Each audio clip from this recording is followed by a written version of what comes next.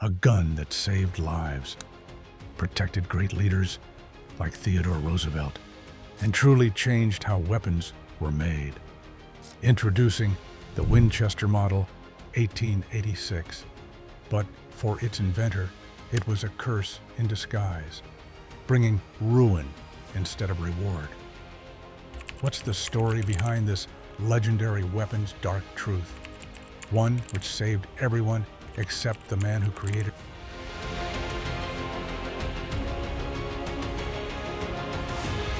1886.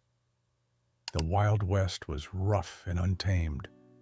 Buffalo wandered the plains, grizzly bears ruled the mountains, and cowboys moved cattle across open land. In that world, a good rifle wasn't a luxury. It was survival. And Winchester was about to introduce a rifle that would change the game forever. But what made this rifle so special? Why do people still talk about it today, over 130 years later? Well, let's go back in time. The story starts with a problem. Winchester was famous for making lever-action rifles, the kind where you push down a lever under the gun to load a new bullet. Their older models worked fine for smaller bullets, but bigger, more powerful bullets would break them. Hunters needed these stronger bullets to take down big animals like buffalo, moose, and bears. Winchester needed a new design, or they'd lose business to other gun makers. Thomas Bennett, the vice president of Winchester, knew he needed help. Bennett decided to look for the smartest gun designer he could find, and that search led him to a small workplace in Utah. Though only 28 years old, John Moses Browning had a special talent for designing guns. He seemed to understand how metal and springs worked together in a way that amazed everyone who saw his creations. When Bennett visited Browning's shop in 1883, what he saw there stopped him in his tracks. Browning had created something completely new, a lever-action rifle, strong enough to handle the biggest bullets of the day. The story goes that Bennett was so impressed that he bought the rights to the design on the spot, not even bothering to negotiate the actual price. And back in the day, bargaining was not rare. It was a way of living. So imagine how valuable this rifle had to be for him to buy it immediately. That's what happened with Browning's new rifle design. Well, inside every gun is a system that loads bullets, fires them, and gets rid of the empty shells. This is called the action. Browning's new action used two strong metal blocks that locked everything tightly in place when firing. Think of it like this. Older rifles closed like a simple door latch, but Browning's design was like adding two heavy deadbolts. This made the rifle incredibly strong. With this new design, the rifle could safely fire the biggest, most powerful bullets available. The .45-70 Government, the .45-90 Winchester, and even the massive 50-pound to 110 Express. These were bullets that could stop a charging grizzly bear with one shot. Have you ever seen a grizzly bear? They can weigh over 800 pounds and stand 8 feet tall when on their back legs. Stopping such a powerful animal required an equally powerful gun. But what would it be like to rely on your rifle to keep you safe from such dangers? The people who first used the Winchester Model 1886 knew that feeling well. Their lives often depended on having a reliable rifle that wouldn't jam or break at the worst possible moment. The Model 1886 quickly earned a reputation as just such a rifle. Another Winchester employee named William Mason helped turn Browning's amazing design into something that could be made in a factory.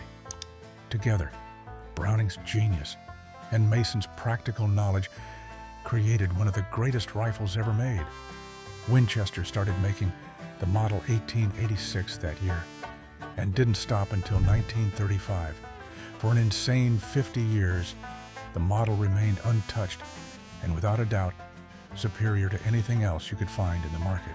And a total of 160,000 of these rifles were made in those 50 years. But what made this rifle superior was not just its insane performance, it was the timing of it all.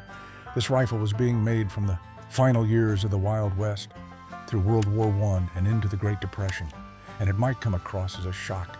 But did you know that many of these rifles are still working perfectly today? Some are over 130 years old and can still fire as well as they did when new.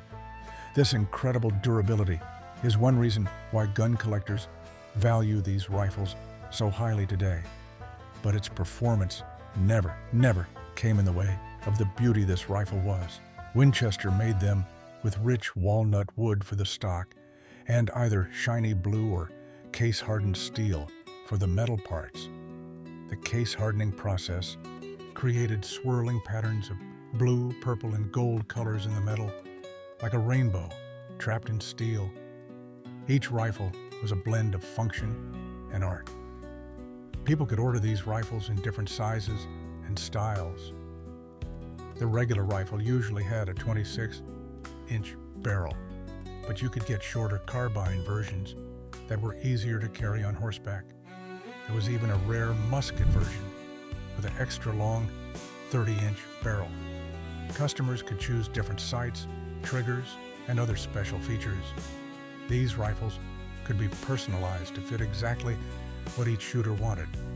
What made the Winchester truly special was how all its parts worked together perfectly. When you push the lever down and back up, everything moved smoothly. A rifle so loved that even Theodore Roosevelt, the 26th U.S. president, carried a Winchester Model 1886 during his time as a rancher in the Dakota Badlands. Roosevelt was famous for his love of hunting and outdoor adventure. He trusted the Model 1886 because it was strong, reliable, and powerful enough for the biggest game. In fact, Roosevelt once credited his Model 1886 with saving his life during a run-in with a grizzly bear. Imagine facing one of nature's most dangerous predators with only your rifle standing between you and disaster.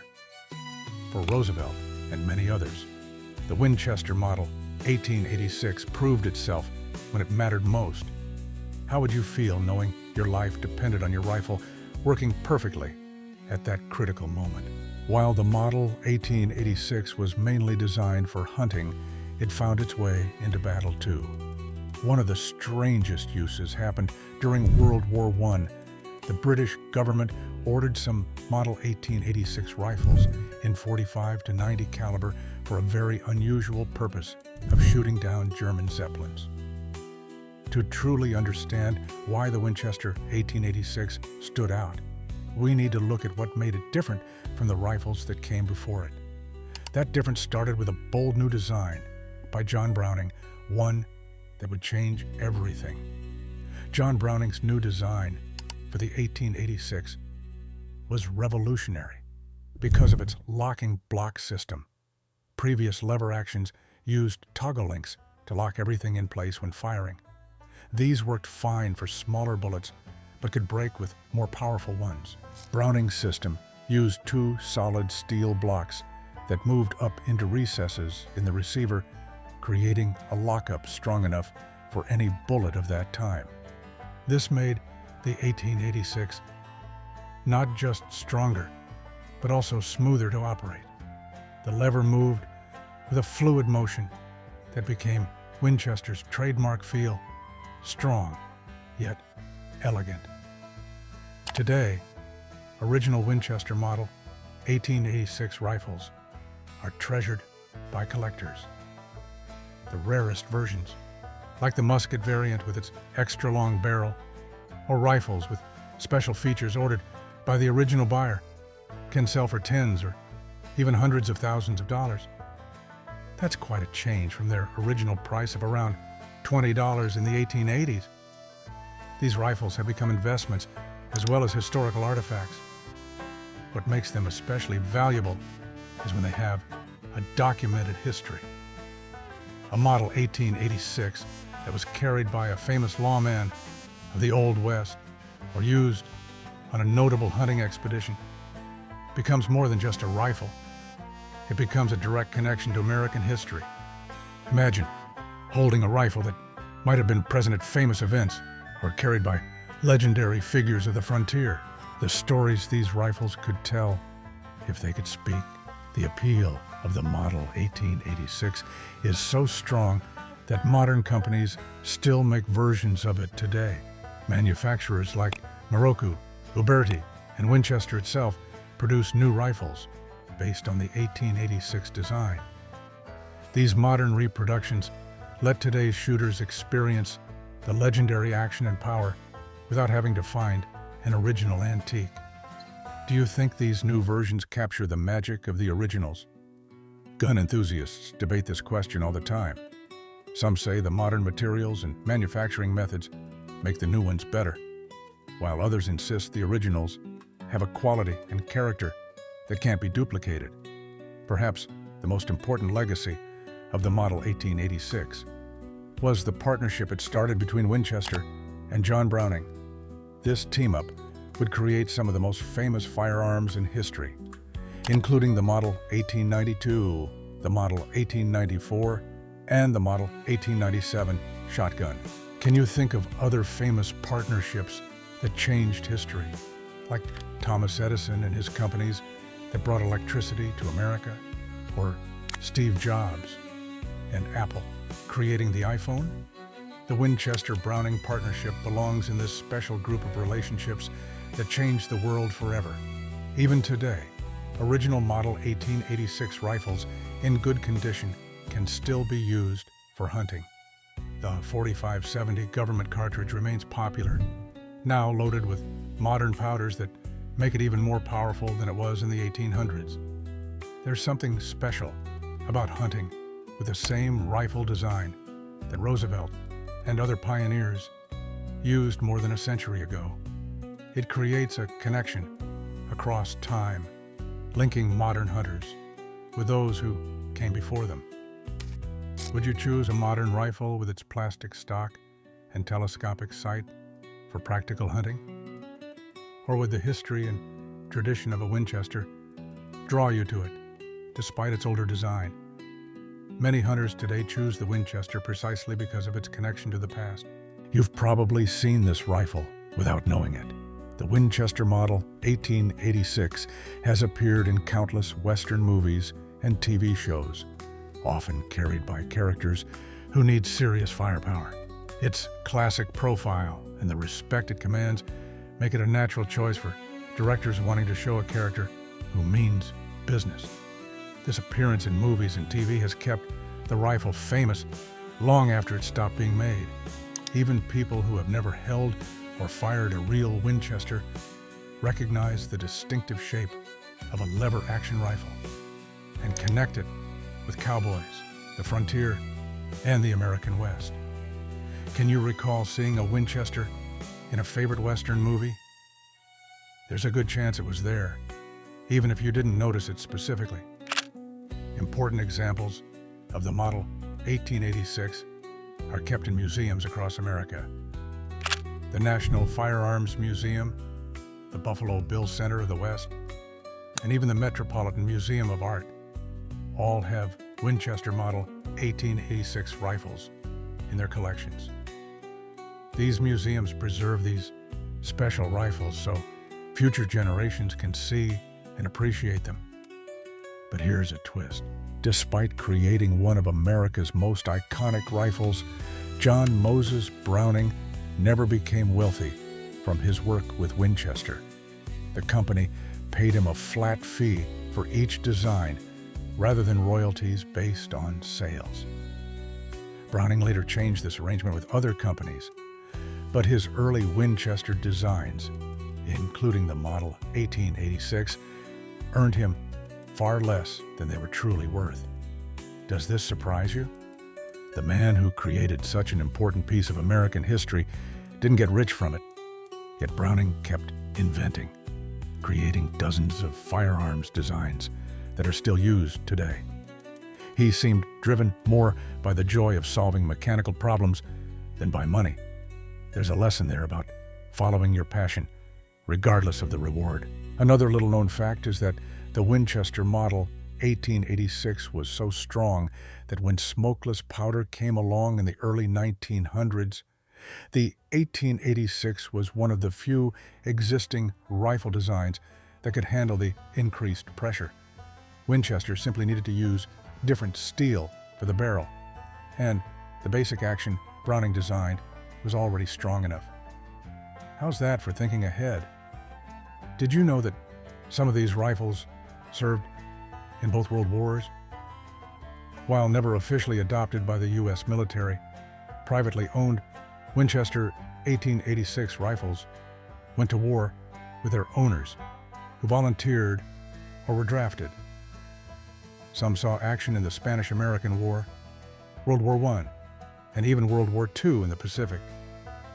These rifles proved their worth in some of history's most challenging conditions. If you could own any rifle from American history, would you choose the model 1886? What does your answer say about what you value? Power, reliability, beauty, or historical significance? The 1886 offers all these qualities, which explains why it has remained so desirable for so long. The legacy of the Winchester Model 1886 lives on today in surprising ways. Modern rifle designers still study its action when creating new firearms. Competitive shooters and cowboy action shooting events use reproductions of the 1886 to test their skills. Hunters seeking a connection to traditional ways still carry these rifles into the field. The influence of this design extends far beyond the years it was manufactured. Guns have shaped America in many ways. From the rugged Winchester Model 1886 that helped people survive in the Wild West, to the gun that took Abraham Lincoln's life, both played big roles in our history. Let's see how these two stories connect. A president shot dead in cold blood, a nation shattered, and a conspiracy that nearly tore America apart. What if I told you that the manhunt for Abraham Lincoln's killer was the largest in U.S. history, and the plot to assassinate him involved more than just one man? How did a failed assassination attempt on the Secretary of State, William Seward, turn into a bloodbath that left America on the brink? And what caused one of the conspirators to throw away his weapon and run for his life, sparing the vice president? Stick around as we uncover the untold details of Lincoln's assassination, the chaos that followed, and the shocking fates of those involved. John Wilkes Booth wasn't just a man with a grudge. He was a celebrated actor with a dark plan. Born into a famous family of stage performers, Booth himself was a star. But behind the curtain, he was a loyal Confederate supporter, deeply angered by the Union's policies during the Civil War. In 1863, tensions soared when President Lincoln stopped the exchange of prisoners with the South. This bold move ensured black soldiers and their officers would be treated equally, but it enraged Confederate sympathizers like Booth. Furious, Booth hatched an audacious plot, not to kill Lincoln at first, but to kidnap him. The idea? Use the president as leverage to force the North into resuming prisoner exchanges.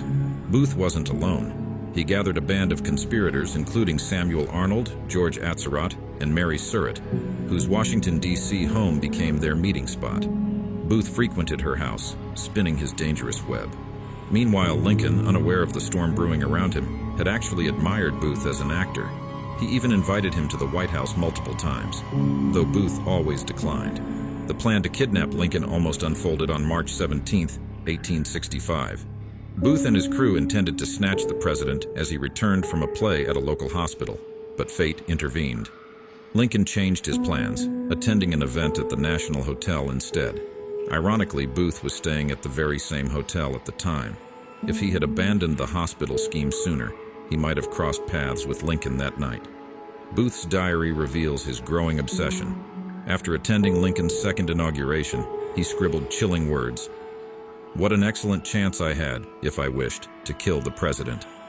The failed kidnapping only fueled his desperation, setting the stage for the tragic act that would follow. By April 1865, the Confederacy was collapsing. Richmond had fallen, and General Lee surrendered. But Booth, fueled by hatred for the Union and its leader Lincoln, refused to back down. Believing that Lincoln's death could reignite the Southern cause, Booth's motives were driven by a complex mix of loyalty to the South, personal rivalries, and admiration for radical figures like abolitionist John Brown. Then came the moment that tipped Booth over the edge. On April 11th, he stood among the crowd as Lincoln gave his final speech. The president spoke of granting voting rights to freed slaves, a vision of equality that enraged Booth. "That means black citizenship," he fumed, vowing, "that is the last speech he will ever give." Booth even urged his accomplice, Lewis Powell, to shoot Lincoln on the spot. But Powell, a former Confederate soldier, refused, fearing the crowd's reaction. Booth, unarmed and out of options, failed. Turning to another conspirator, David Harold, Booth made his intentions chillingly clear. "By God, I'll put him through." This wasn't just anger. Booth was spiraling, driven by a desperate mix of vengeance, ambition, and a belief that Lincoln's death could somehow salvage the Confederate dream. What began as a stubborn refusal to accept defeat soon became an unthinkable act that would echo through history. But here's the twist. 3 days before his death, Abraham Lincoln shared an unsettling dream with his close friend Ward Hill Layman. In the dream, he wandered the halls of the White House, drawn by the sound of sorrowful cries. His search led him to the East Room, where a haunting sight awaited. A casket draped in funeral cloths, surrounded by guards and a grieving crowd. Lincoln asked, "Who is dead in the White House?" A soldier answered solemnly, "The president. He was killed by an assassin." Despite the eerie imagery, Lincoln brushed it off, later telling Layman, "In this dream, it was not me but some other fellow." Yet, for someone who had already survived assassination plots, such visions couldn't have been entirely surprising. Years earlier, the Baltimore plot aimed to kill him en route to his first inauguration. And there was the incident where a bullet pierced his hat, a chilling near miss. A chilling near miss. Now Lincoln's final days were marked by a strange mix of joy and foreboding. For months he had looked weary and gaunt, worn down by the burdens of war. But on the morning of April 14, 1865, he was unusually upbeat. He spoke of feeling happy, though his wife Mary found such talk ominous, believing it tempted fate. That day, Lincoln also recounted another recurring dream to his cabinet.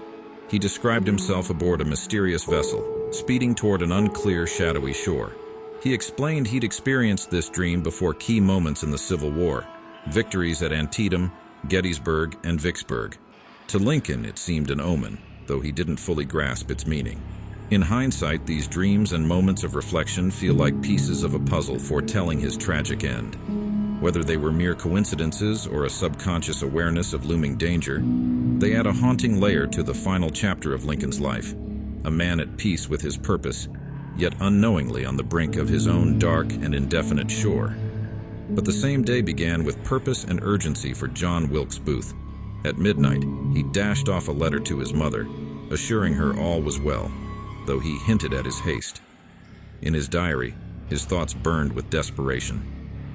"Our cause being almost lost, something decisive and great must be done."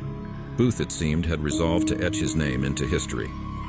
Later that morning, a visit to Ford's Theater set the stage for his infamous plan. While picking up mail, Booth overheard that President Lincoln and General Ulysses S. Grant would attend the evening performance of Our American Cousin. It was a stroke of fortune, or misfortune, depending on perspective. Booth knew the theater like the back of his hand, having performed there many times. He wasn't just familiar, he was trusted by the staff. This was his chance. Determined, Booth stopped by Mary Surratt's boarding house. He handed her a package to deliver to her tavern in Surrattsville, Maryland, and instructed her tenant, Louis Weichman, to prepare the weapons he'd stashed there earlier. By evening, the conspirators gathered for their final meeting at 8:45 p.m. The plan was grimly simple, yet audacious. Booth would kill Lincoln and Grant at Ford's Theater. Lewis Powell was to attack Secretary of State William H. Seward at his home, with David Harold guiding him through unfamiliar streets. George Atzerodt was assigned to murder Vice President Andrew Johnson at the Kirkwood Hotel. Booth demanded simultaneous strikes just after 10 p.m. As the leader and most recognizable figure in the plot, Booth shouldered the central role. His celebrity status granted him unparalleled access to the theater. He alone could slip past security and enter the presidential box without raising suspicion. Armed with a single-shot Philadelphia Derringer pistol and a knife, Booth envisioned not just murder, but a statement of defiance. Atzerodt wavered, unnerved by the shift from kidnapping to cold-blooded murder. But Booth's iron will held him in place. The wheels of the conspiracy were in motion, set to change history in a single, devastating night. Now, President Lincoln, despite weariness and warnings, insisted on attending the play Our American Cousin at Ford's Theater. His decision came from a sense of obligation. Newspapers had publicized his attendance. Mary Lincoln, battling a headache, was initially reluctant, but ultimately accompanied her husband. After a series of declined invitations, Major Henry Rathbone and his fiancée, Clara Harris, joined the presidential couple. Arriving late, the Lincolns were met with applause and a rendition of Hail to the Chief. Settling into a specially prepared box, the president seemed relaxed, sharing quiet exchanges with Mary. Their presence was even acknowledged humorously in the play, a gesture of respect for Lincoln. However, the stage was not the only setting prepared that night. Security arrangements for the president were notably negligent. William H. Crook, Lincoln's trusted bodyguard, had urged him to stay home, while another guard, Ward Hill Lawman, was away on assignment. The assigned guard, John Frederick Parker, abandoned his post during intermission, opting for a nearby tavern instead. This absence left Lincoln unprotected at a critical moment. Meanwhile, Booth moved with calculated ease. Around 10:10 p.m., he entered through the front, mingling with the crowd, and made his way to the presidential box. Witnesses noted his presence, recognizing the famous actor. Booth handed his card to an usher, gaining access without arousing suspicion. Shortly before 10:25 p.m., Booth slipped inside the box. He had prepared carefully, bringing a wooden brace to secure the door behind him, anticipating resistance. Yet, with no guard present, Booth found the moment strangely undisturbed. But what followed would turn a quiet theater into the stage of an American tragedy, forever changing history. Booth's plan was executed with precision and boldness, but not without chaos. Once inside the hallway leading to the presidential box at Ford's Theater, Booth secured the outer door by wedging it shut with a wooden stick. Earlier, he had prepared by drilling a peephole into the inner door, giving him a clear view of his target. Booth timed his attack carefully, knowing the play Our American Cousin well. He waited for a line from actor Harry Hawk. "Well, I guess I know enough to turn you inside out, old gal, you sock-dologizing old man trap." That was guaranteed to draw uproarious laughter. At that moment, around 10:15 p.m., Booth entered the box, raised his Philadelphia Derringer pistol, and fired a single shot at the back of Lincoln's head.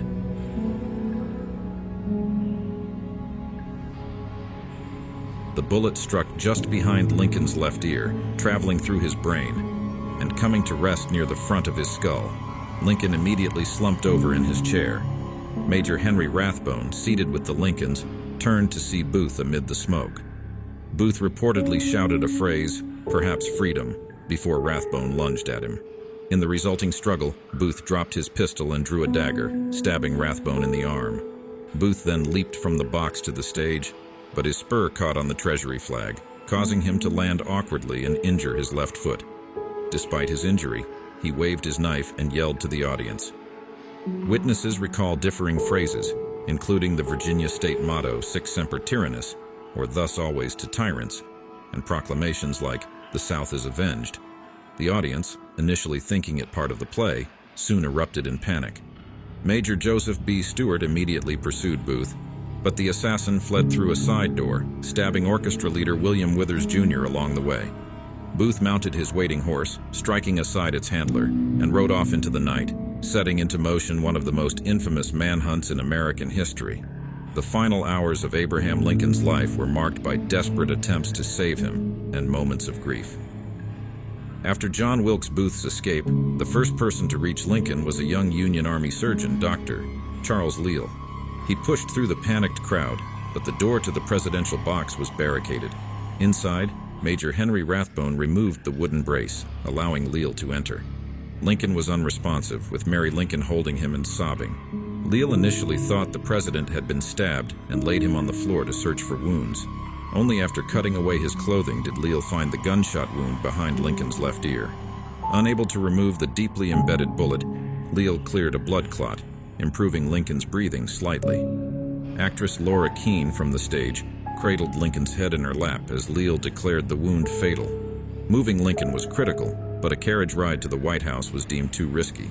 Instead, the doctors decided to carry him to the nearest safe place, the boarding house of Taylor William Peterson. Through rain and chaos, 7 men carefully transported Lincoln across the street, laying him diagonally on a too-small bed in a first-floor bedroom. Doctors, including Lincoln's personal physician, arrived throughout the night. They removed clots to ease brain pressure and tried to keep Lincoln warm, but it was clear he would not survive. His wife, Mary, and elder son, Robert, arrived to bid farewell, though 12-year-old child was kept away. Meanwhile, Secretary of War Edwin Stanton took charge, directing the hunt for Booth from the house. As dawn approached, Lincoln's features grew calm. His breathing slowed, and at 7:22 a.m. on April 15, 1865, he passed away. Witnesses described his final moments as peaceful, with no visible pain. Afterward, Stanton reportedly uttered the words, "Now he belongs to the ages." After Lincoln's death, Vice President Andrew Johnson was sworn in as the 17th president, stepping into a nation plunged into grief and chaos. After John Wilkes Booth's assassination of President Lincoln, his accomplices were quickly pursued. Lewis Powell, tasked with killing Secretary of State William Seward, brutally attacked him while Seward recovered from a carriage accident. Disguised as a medicine delivery man, Powell managed to trick his way inside, but failed to kill Seward. He slashed at Seward's face, but a jaw splint saved his life.